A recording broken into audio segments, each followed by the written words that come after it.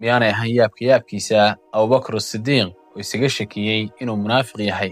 balina dhegaysto qisadatan cajiibka ah. maalmaha ka mid ah abubakar asidiiq ayaa waxa uu la kulmay saxaabigii jaliilka ahaa ee xandala kana mid ahaa raggii waxyiga qori jiray. abubakar ayaa bariidiye su'aal weydiiyey, waxaana uu ku yidhi, kayfa asbaxta yaa xandala, maxaad ku subaxaysatay xandalow? xandala waxa uu ku jawaabay kelmad cajiib oo ah, naafaqa xandala, waa uu munaafiqoobay xandala.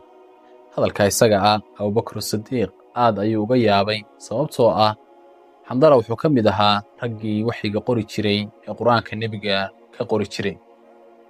kadibna sidee baad ku tiri hadalkaa buu ku yidhi.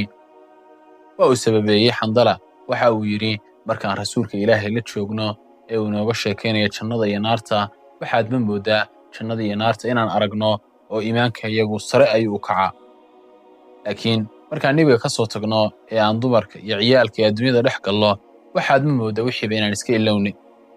abubakar wuxuu yidhi, sifadaa sifa la mida ayaan aniguba isku arkayee.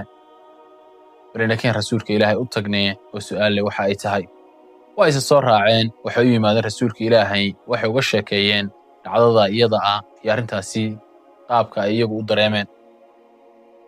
nabigu calayhi salaam aad buu u fahmay. waxa uu ugu jawaabay, wuxuu yidhi, heerka iimaankiinnu joogo markaan aniga aad ila joogtaan ee aan aakhirada iyo jannada iyo naarta idinka sheekaynayo oo aan idin wacdinayo, haddii mar kasta uu joogi lahaa, malaa'igta ayaa idinku gacan qaadi lahayd waddooyinka aad maraysaan iyo firaashyada aad seexataan.